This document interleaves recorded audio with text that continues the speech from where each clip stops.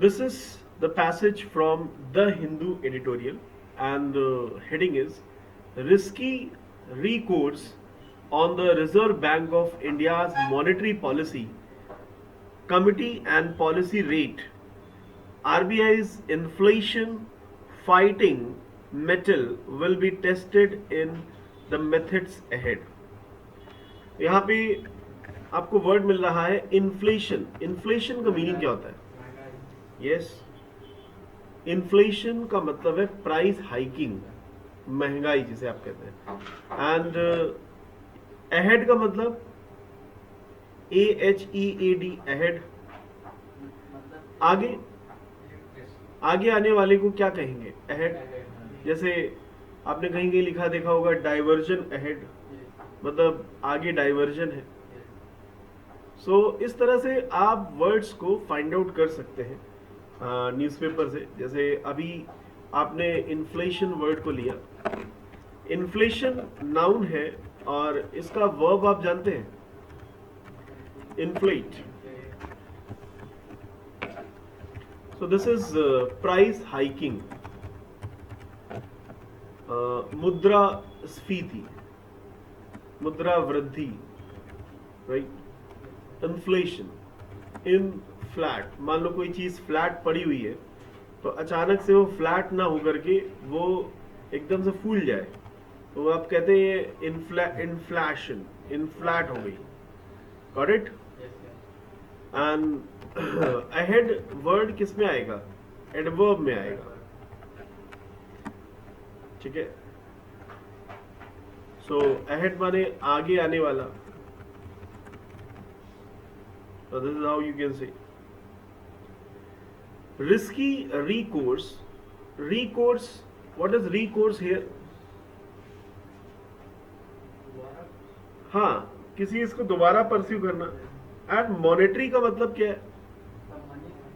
Financial. Yes, monetary.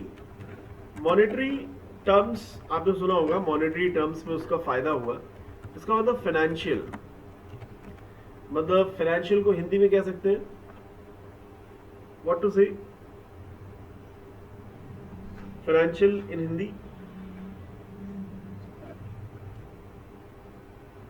Finance. Finance को हम हिंदी में मतलब रुपए पैसा लेन देन, फाइनेंशियल. मुद्रा. Okay, now next word is metal. Note it down. METTLE.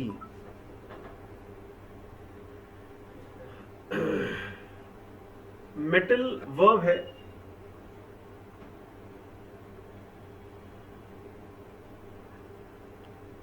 आरबीआईज inflation. RBI का जो इन्फ्लेशन है, fighting metal will be tested in the months ahead. आगे आने वाले महीनों में इसको हम लोग आगे आने वाले महीनों में क्या कर लेंगे?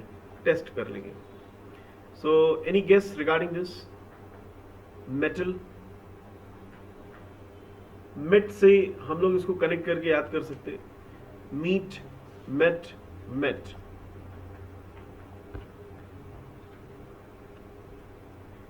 Meet, met, met.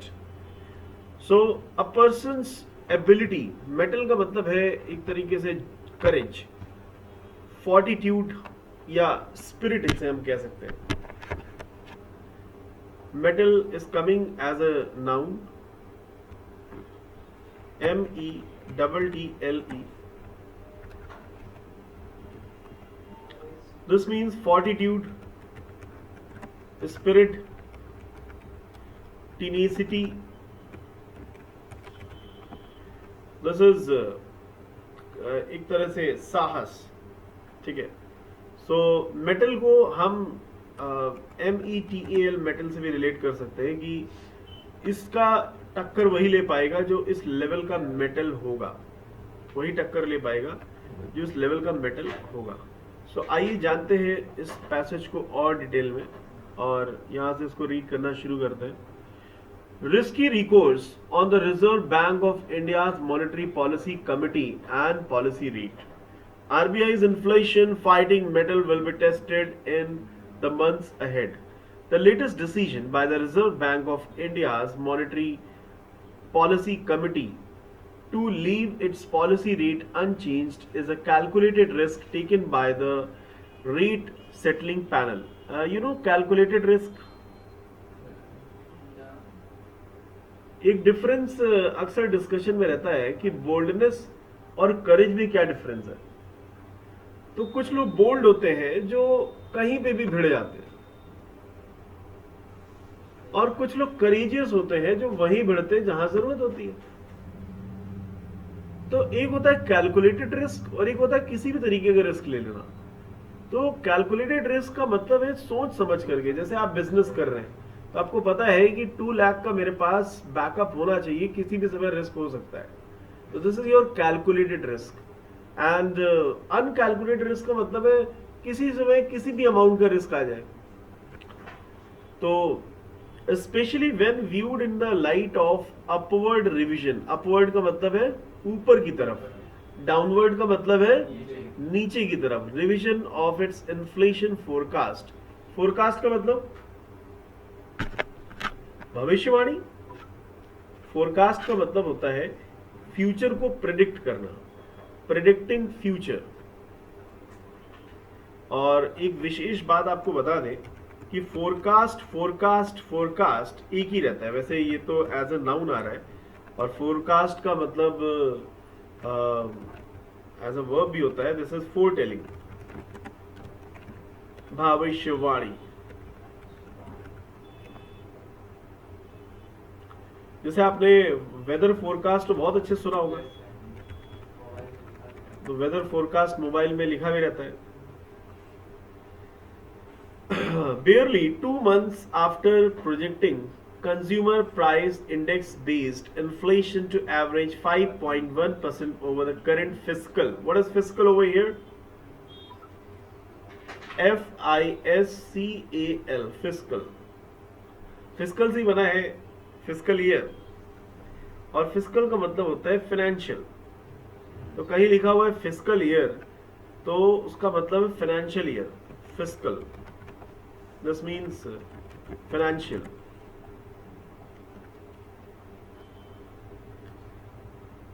फाइनेंशियल को हम लोग हिंदी में कह सकते हैं वित्त, वित्तीय वर्ष, फिस्कल ईयर एडजेक्टिव है।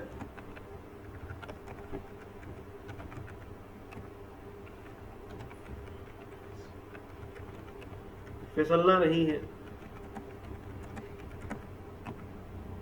इतनी मजबूती रखो कि कोई भी चैलेंज फाइनेंशियली आए तो उसे डील कर ले जाओ। In March 2024, the MPC has raised its forecast for the annual average by 30 basis points to 5.4%. Conceding. What is concede? Note it down. बढ़ाना, CONCEDE।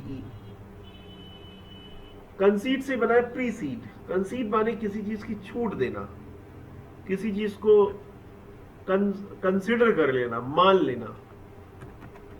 कंसीड, it's a verb. This means to accept, to consider.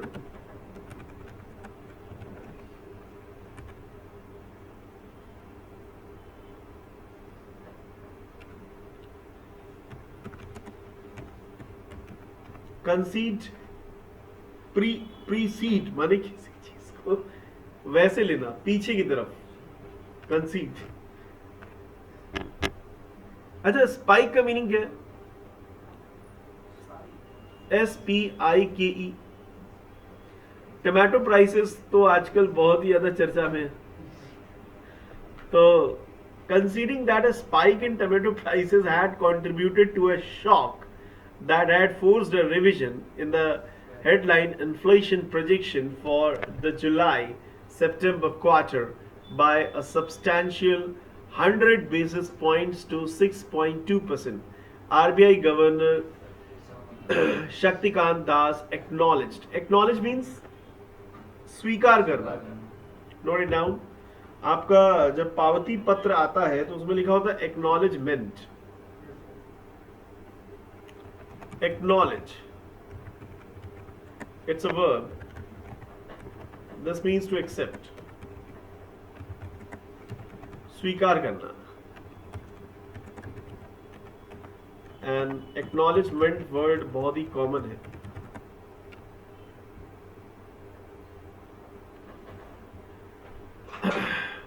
Spike का मतलब भी होता है वृद्धि, किसी चीज में बहुत ज्यादा बढ़ोतरी होना. जैसे प्राइस हाइकिंग, तो उसको आप स्पाइक भी कह सकते हैं. Spike. Here spike is coming as a noun and this comes as a verb also. मतलब किसी चीज को एक स्थिरता पे ले आना. टू, जैसे स्पाइक को हिंदी में खूंटी भी कहते हैं. जैसे दीवारों पे कपड़े टांगने के लिए खूंटी लगी रहती है, right. And to penetrate also, किसी इसको भेदना, राइट. स्पाइक. आप लोगों का हेयर कट भी स्पाइक कट होता है. हाँ, उसका मतलब क्या होता है?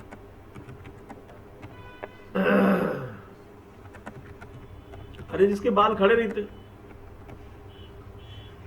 वही तो spike cut. Spike cut. Alright. Now further we have what is substantial. Substance का मतलब होता है पदार्थ, और इसी से बना है substantial. एडजेक्टिव आ रहा है. substantial अधिक अच्छी मात्रा में, मतलब एक सेटिस्फैक्टरी लेवल पे. सबसे पहले ये जानो कि सब्सटेंस का मतलब एज ए नाउन होता है पदार्थ. हाँ, दिस इज पदार्थ, things, substance. Alright. And this is substantial, उसी से बना है. This is coming as an adjective in good amount or satisfactory, or you can say real.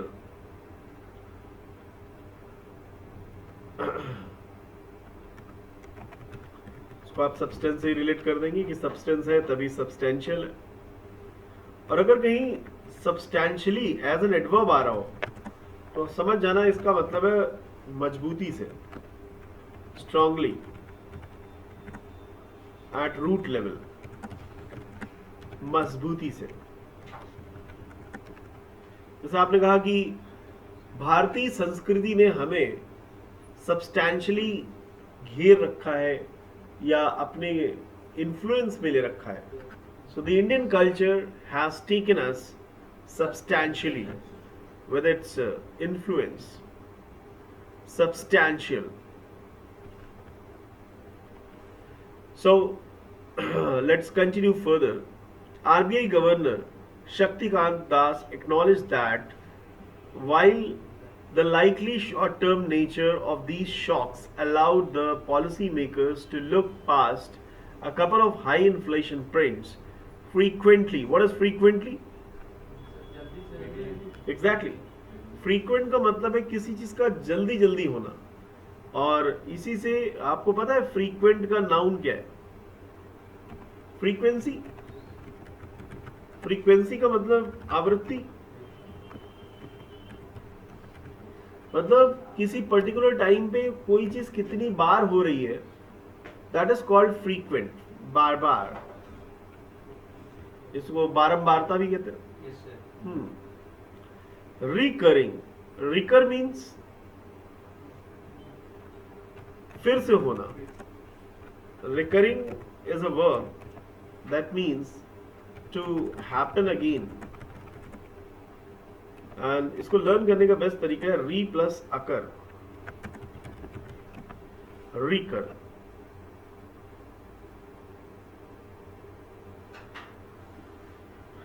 and destabilizing.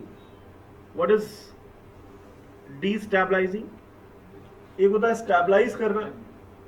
Stabilise करना क्या होता है? किसी चीज को एक स्टेबिलिटी पे लाना, स्टेबलाइज करना, और डीस्टेबलाइज का मतलब है स्टेबिलिटी पे ना लाना. Inflation expectations, and while monetary authorities are right in laying the onus on the government for ensuring timely supply, onus, yeah, note it down, ONUS.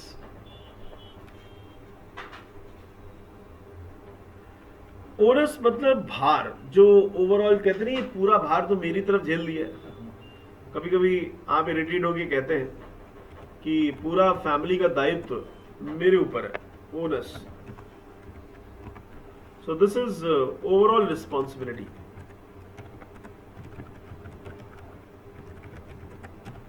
दायित्व ओन से बना दो ओनस, जो मालिक है, जो ओन करता है वही तो ओनर है, और जो ओनर है उसी का ओनस होगा. ओनस कर्मचारी का थोड़ी ना होता है. और एंश्योर का मतलब,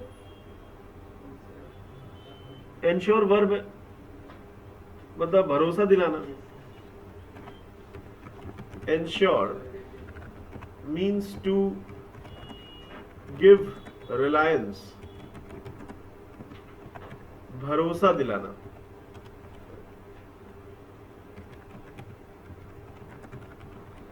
don't get confused with this word insure. ये होता है किसी को पॉलिसी देना, इंश्योरेंस वाली. हाँ, बीमा करना. तो कई बार कहते हैं काइंडली इंश्योर कि आपका इंश्योरेंस है कि नहीं.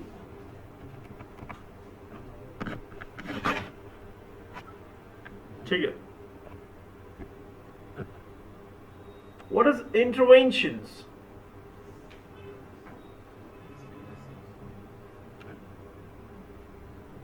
इंटरवेंशन का मतलब है आपका हिंड्रेंसेस.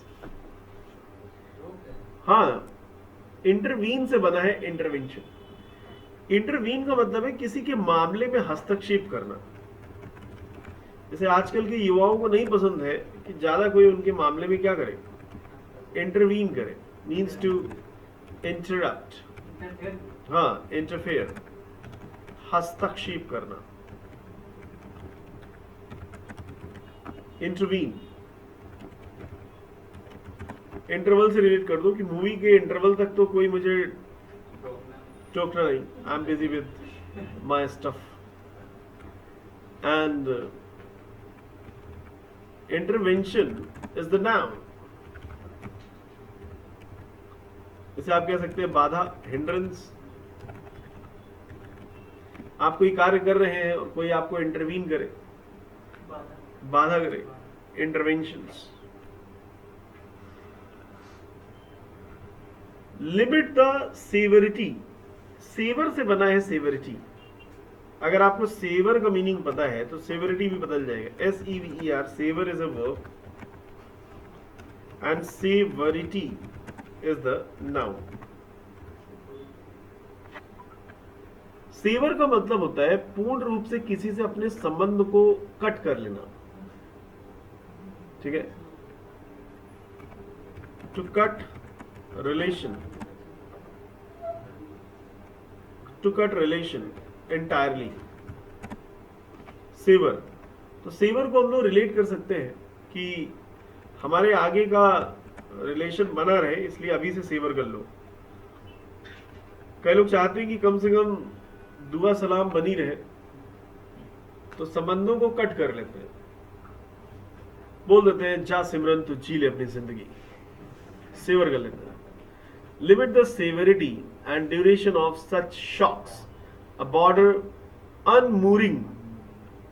मूरिंग है, मूर से बना है अनमूरिंग. फर्स्ट ऑफ ऑल लिखो MOOR, moor. MOOR, moor. Moor verb है, मतलब किसी चीज को बांधना.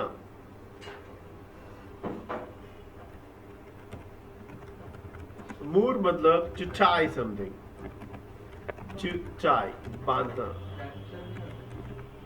हाँ, और मूर का मतलब है अनप्रोडक्टिव फील्ड भी होता है. एज अ नाउन इसका मतलब होता है unproductive field.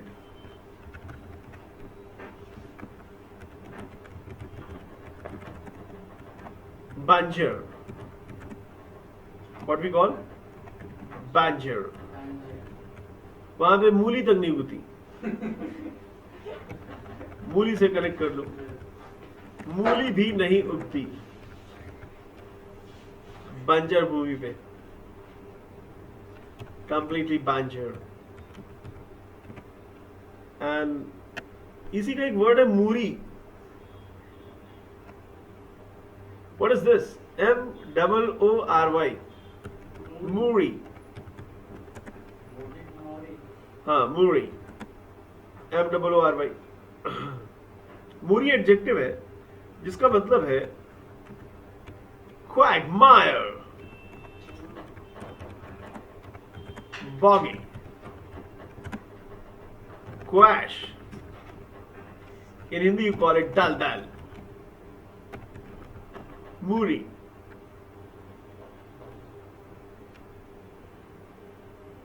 तो इसको मूर से रिलेट कर दो कि बंजर भूमि को तलाशते तलाशते दलदल में जा फंसा.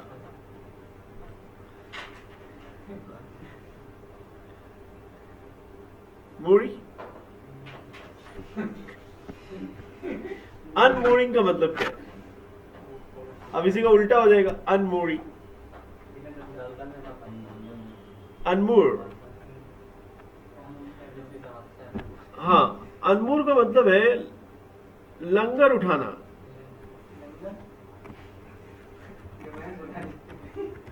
अनमूर इज अ वर्ब.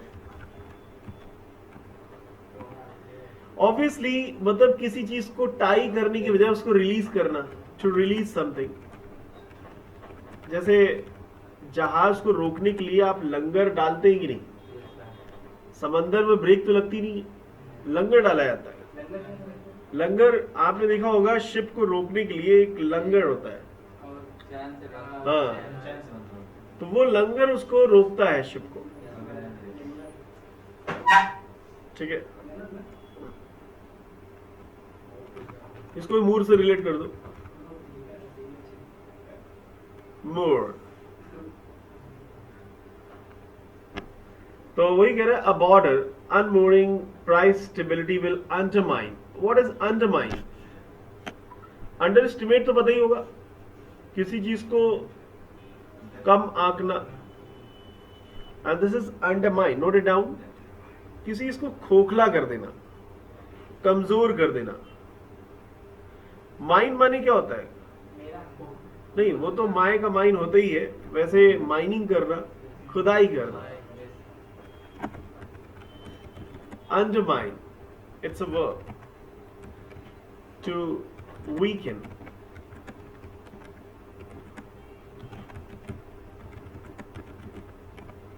Undermine. अंदर ही अंदर माइन करते चले जाओ. Undermine. And what is macroeconomic? हाँ, इकोनॉमिक मतलब इकोनॉमी से संबंधित. Yes. Stability and growth. Underlining its commitment. Commitment तो सभी को पता होगा, वादा. To align. Align means align एक तरफ ले जाना, या तो लेफ्ट या तो राइट. आपने सुना होगा ना, left alignment, right alignment. Align verb है. This means to set aside. एक तरफ रखना. लेफ्ट अलाइनमेंट और right alignment.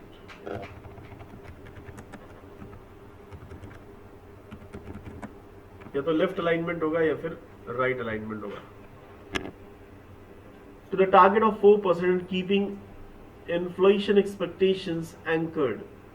Anchor you understand? वैसे तो एंकर माने किसी चीज पे बोलना. जैसे कोई इवेंट है तो that is called anchor.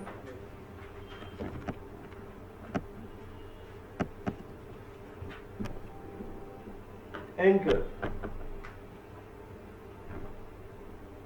Right. So anchor as a noun मतलब बोलने वाला, और एंकर एज ए वर्ब सहारा देना। एंकर एज ए वर्ब क्या होता है बच्चों? सहारा देना।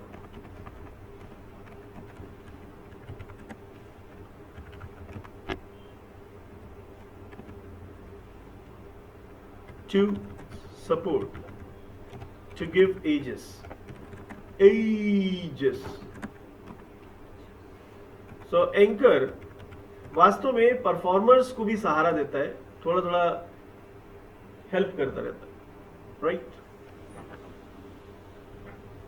एजेस तो आप समझते ही होंगे, एज वाइज एजिस करना। अच्छा, रिटरेट का मतलब क्या है?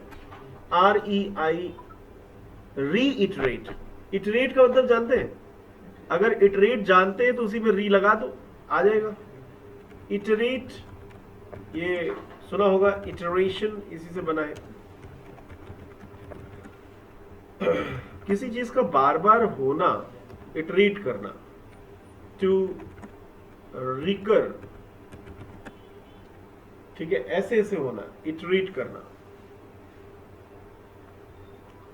ऑलराइट, जैसे आप इसे रिलेट कर सकते हो, ईंटा बार बार मंगाना जब मकान बनता है, isn't it? इटरेट होता है कि नहीं? भैया एक ट्राली वो भेज दो, बोले या भाई एक ट्रक भेज दो, अभी काफी गुम्मा चाहिए। ईंटा बार बार मंगाना जब मकान बनता है। बोलो इटरेट, बार बार ईंटा मंगाना। स्टैंस का मतलब क्या है? एक होता है इंस्टांस, उदाहरण, और एक होता है स्टांस, वो भी रवैया है। स्टैंस का मतलब है जैसे कि हर एक का अपना अपना ढर्रा है, ठीक है। हाँ, इंस्टेंस तो एग्जाम्पल होता है, जैसे फॉर इंस्टेंस आपने कहीं कहीं लिखा देखा होगा, अक्सर बुक्स में लिखा रहता है फॉर इंस्टेंस, फॉर एग्जाम्पल। और ये जो स्टैंस है ये नाउन है, जैसे कहते नहीं वो अपनी मुद्रा में रहता है, वे ऑफ लिविंग, रवैया, रवैया, स्टैंस, इंस्टेंस।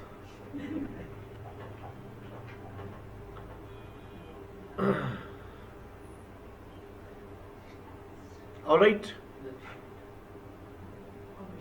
अकोमोडेशन, आवास, और अकोमोडेट माने कहीं पर किसी चीज पे अकोमोडेट करना। ऑलराइट, तो आई थिंक इतने वर्ड सबसे पहले आप लोग लर्न कर लें, एक बार रिवाइज कर ले सारे words. How many have you found?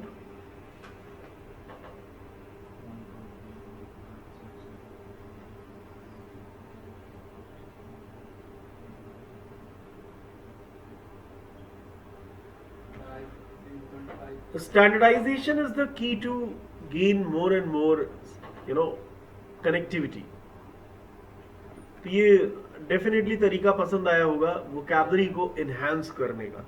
इससे हमें स्टैंडर्डाइजेशन भी मिला, और हमारे जो वर्ड्स हमें नहीं आते थे उनको भी हमने देखा, और ऐसे वर्ड्स हमारे डिस्कशन में ज्यादा रहते हैं।